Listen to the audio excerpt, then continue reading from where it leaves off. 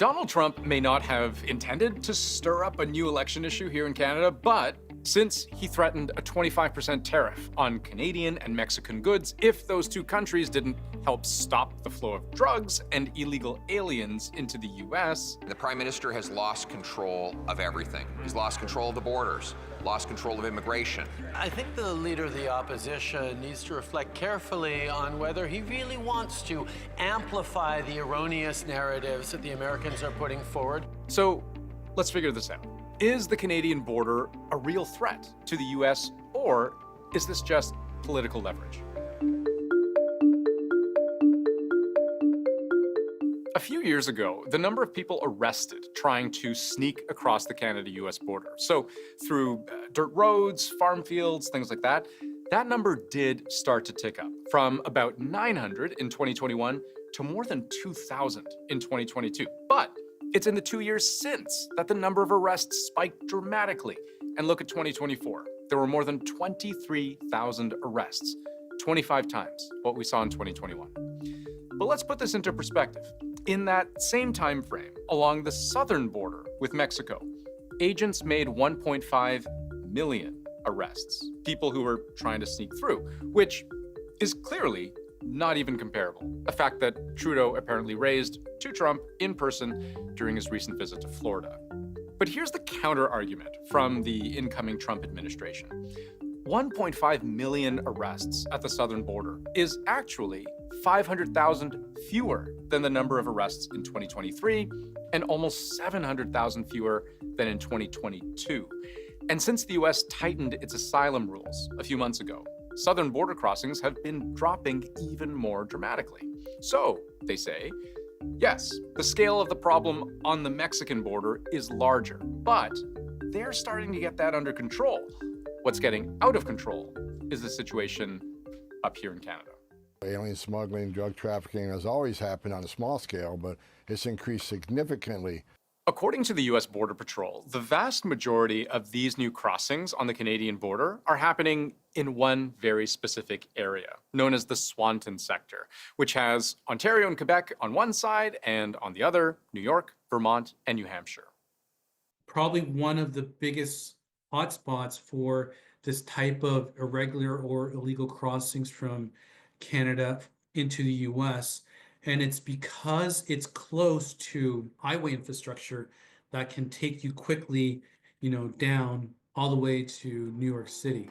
That's our CBC colleague, Jorge Barrera. He's an investigative reporter who's been digging into this spike in Canada-U.S. border crossings. A few months ago, he traveled to this area and spoke to a family whose farm backs out onto the border between Quebec and New York State.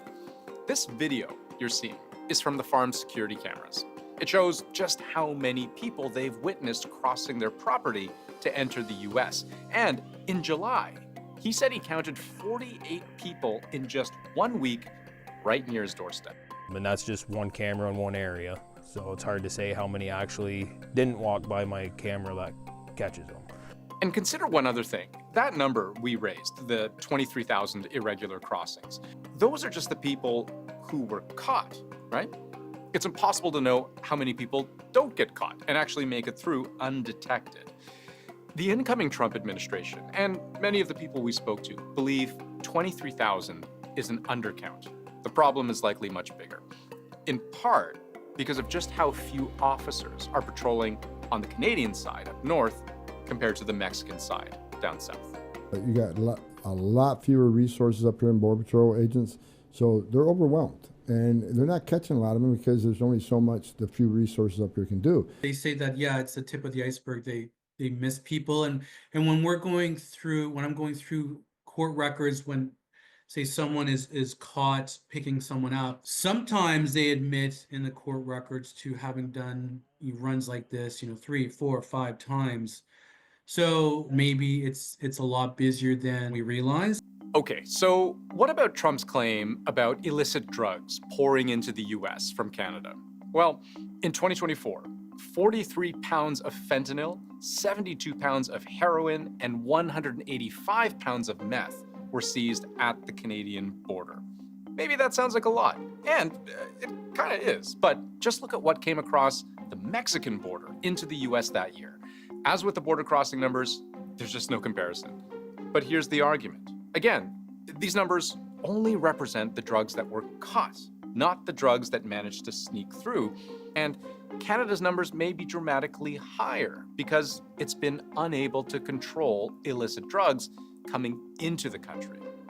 According to the mayor of Delta, BC, only 1% of containers coming into their international seaports are actually checked by the Canada Border Services Agency. And he says organized crime groups have been exploiting this for years.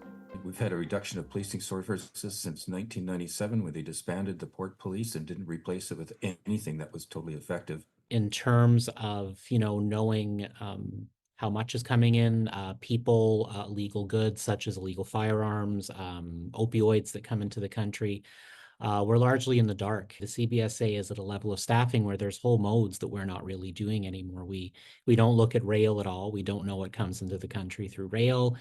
Airports, we've almost fully automated, so we're speaking to almost no one coming through an airport anymore. So there is data to back up Trump's concerns about a surge of people and drugs crossing the Canada-US border. But the scale of the problem in Canada versus Mexico, two countries which Trump has lumped together in his tariff threat, it's pretty far off. The increase is quite significant. But yeah, if you compare that to those coming in from Mexico, it's a drop in the bucket.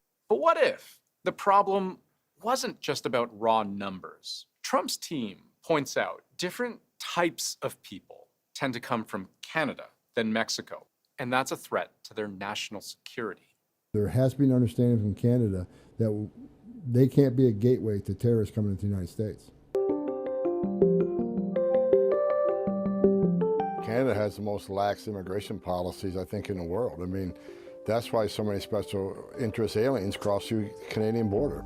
Okay, so the allegation here from the man Trump has appointed to oversee national borders is that it's not just asylum seekers or even drug dealers crossing into the United States from Canada. It's also these special interest aliens, which he defines as people with possible links to terrorist groups. And the administration gives two reasons why. Let's start with the immigration policies that he mentioned.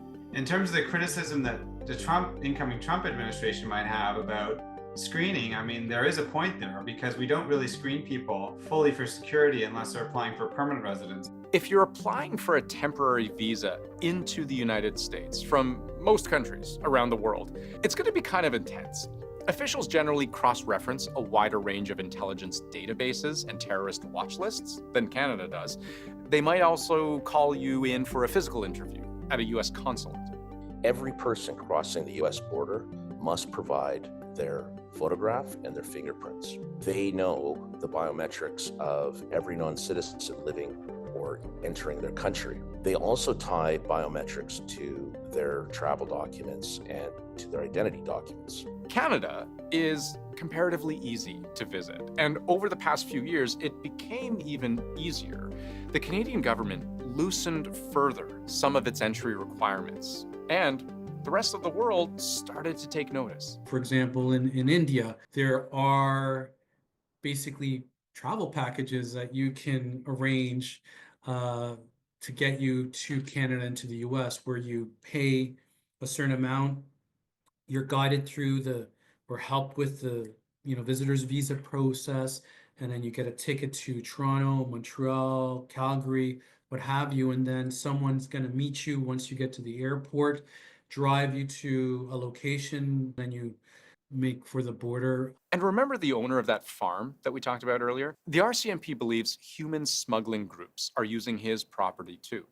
And you can see that in those videos, there seems to be a guide, and he shows up in a couple of videos, guiding people with a cell phone, likely, GPS or Google Map, just a location that he could also share to, a driver who's going to pick them up. Now, it is undoubtedly true that most people who cross illegally into the US from Canada are not national security threats. They make exceptional sacrifices and risk much to escape hardship, to build a better life, to find a fresh start.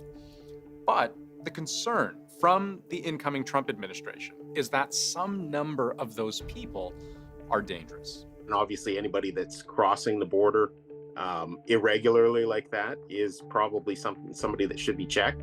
Some of them want to be brought into the immigration system. They'll claim asylum status, but some of them don't want to be found either. They don't want it to be known that they're crossing the border. We have the example of the Pakistani man living in Toronto. He was arrested near the border in Quebec on allegations he's plotting an Islamic State inspired mass shooting at a Jewish center in New York. He allegedly traveled from Toronto through Montreal on Wednesday, using 3 different cars, intending to cross the U.S. border with the help of a smuggler who was to be paid in cash. So he came on a student visa. Where was the vetting for that? And I think this is where it gets back to, we don't typically vet fully until the person's applying for permanent residence. Over the past 2 years, more than 1,100 people on U.S. terror watch lists were arrested while trying to cross from Canada into the U.S. That is more than double the number arrested on the southern border with Mexico. The Trump, folks are sort of looking at this going, that's a lot of people in Canada that, that aren't screened fully. And what if they make a run for it? So there's those kinds of security concerns, which are frankly legitimate. Now, the Canadian government did recently reinstate some of those visa requirements that we mentioned. But the issue of immigration and security screenings is still top of mind for the Trump administration. Then there's patrolling the border itself. Another big issue the Trump administration says it has with the Canadian border is just how easy it is to get across because of how few officers are patrolling it. Less fewer officers up here in Thousand Islands. You can cross St. Lawrence River in 45 seconds. Trump has indicated the U.S. is planning to beef up its patrols in certain problem areas, and it signaled it wants Canada to do the same. But there's a pretty key difference between how Canadian and how American border agents can operate. And here's what I mean. If you're walking down the street in a city like New York, a police officer cannot just stop you, question you, search your stuff without some sort of reasonable cause. But according to a decades-old Supreme Court ruling, searches made at the border are reasonable simply by virtue of the fact that they occur at the border. And you know what they consider close enough to the border to do that? Within 100 miles. So if you're within 100 miles, 160 kilometers of the border, they generally can search your car, luggage, wallets, pockets, even your cell phone without a warrant. In Canada, border agents do have similar widespread powers to question you, to search your stuff, even ask for your laptop password. But these officers are only responsible for official ports of entry. So airports, seaports, land crossings. Every other part of the border is the responsibility of the RCMP, and they have much narrower powers. For any police force, we're not just a stop and check country where you can just go up and start street checking people for no reason. You have to have a valid reason. You have to have more than just a gut feeling or a mere suspicion. And according to some RCMP officers, that reality makes it pretty hard to catch anybody, including human smugglers, in the act. We went on a ride along, and it's a frustrating patrol because these officers, they want to stop illegal activity, and it's just not very easy. You spend so many hours on the road, you want to do things, you want to prevent things from happening. Now, Canadian border agents could be given more power, the ability to patrol the entire border and react in real time to anything they see as suspicious. It's been a sore spot for us for a long time. Something we've been bringing up is to allow us to actually fulfill our legal mandate and work between those ports of entry. If a CBSA officer sees a group of people crossing the border 100 meters outside of their fenced area, they're supposed to call the RCMP, who then gets dispatched and they come down, and then it's just absolutely ridiculous. Of course, those officers should be patrolling the border. And this week, Canada's public safety minister said this is something his government is considering, but it might take some time. Their more immediate priority, he says, is giving the RCMP more resources. We have, in recent days, worked with the RCMP and Border Services about continuing to support them in terms of acquiring new technologies, drones, helicopters. So look, everyone we spoke to seemed to agree on a few key things. Yes, there is a problem on the northern border. No, it's not as severe as the southern border, But yes, it's trending in the wrong direction, and there are legitimate security issues to hammer out. And so, Trump's threat of a trade war has turned into a top priority for the Canadian government.